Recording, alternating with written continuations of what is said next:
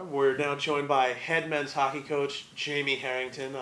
Season starts this weekend, so what's the feeling like? Just get right into it. Excited. It's always exciting to start a year with optimism and a bright outlook. We got a pretty much a brand new team here. A lot of young guys. We have 17 freshmen on our roster this year, but we're looking to build. We're looking to get back to the final. We're looking to build from where we left off the year. We got to the final and kind of get back there as quick as we possibly can.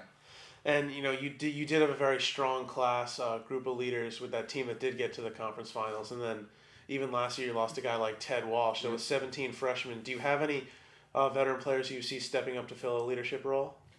I think based on the particular player that we tried to go out and recruit, I think we've been able to do that with even the freshmen that we've brought in. I think everyone's that's the attitude that we want in our locker room. We want everyone to be a leader on our team, and everyone can help each other out, and that's what we're looking to do it as a team. And that's kind of the design that we've put in place, and that's what we brought in, and I like what we're seeing so far.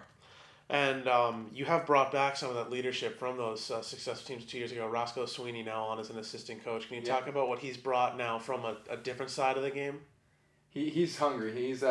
I know he wanted to coach when he left, and he went overseas to play, and he had it just worked out where I could bring him back this year, and he's excited. He's ready to get right into it and learn the ropes. But the leadership that he provides is he was a captain as a sophomore, and I think he has a certain way of talking to the guys that really gets through to them. So whatever leadership he had as a player, I certainly expect that he'll be able to bring as a coach as well.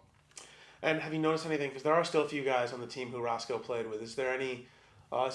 Is it difficult for him to coach guys who he also played with, or is it? No, is it easy for him? I really don't think it's that difficult. I think that once you transition from one side of the bench to the other, there's just an instant respect that's gained. Yes, there's some things that you have to work on along the way, but the guys understand that he's their coach. There's no real crossover in that kind of area.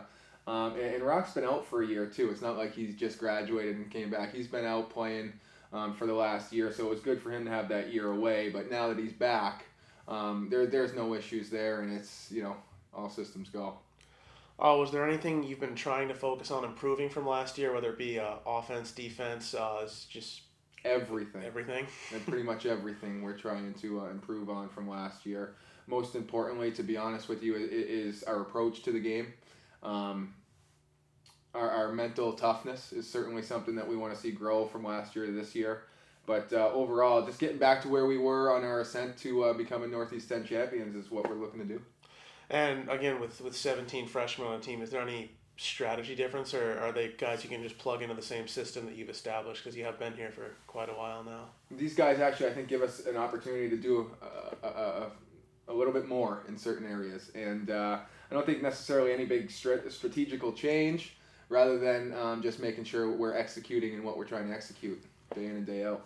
A couple home games right off the bat, Yep. so is that going to make it a little easier to be able to, play in Winchington right away rather than have to go far, more of a basic setting, something you're used to start? Is that going to help?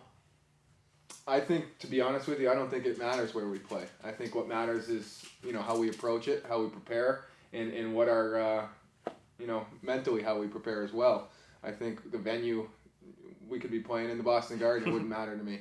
The rink's still the same size and play by the same rules. So really not changing up the approach. Being home is nice and everything, but it's just a matter of playing 60 minutes and getting 2 points. And Coach, last question before we get out of here. We've been asking everybody who joins us on Media Monday to share something obnoxious, maybe a little off the wall. So can you tell the fans in Raven Nation something that they might not know about Jaymie Harrington? I mean, there's plenty of things that a lot of folks, I'm a pretty private guy, and a couple things. One, I grew up, I had a pet donkey named Chester. Wow, a donkey. Pet donkey named Chester. His picture adorns the wall in my office across the street. He was just as much of a brother as my older brother, and they're both asses. So no, and the other is I would say I've got 6 missing teeth from playing the game. So I got 6 of my teeth in my mouth. They're either not there or they're not mine. Typical hockey player, 6 missing teeth. Yeah. Owner of a donkey. Thank you for joining us. And, My pleasure. Good luck this weekend as the Thanks, season buddy. starts. Appreciate it.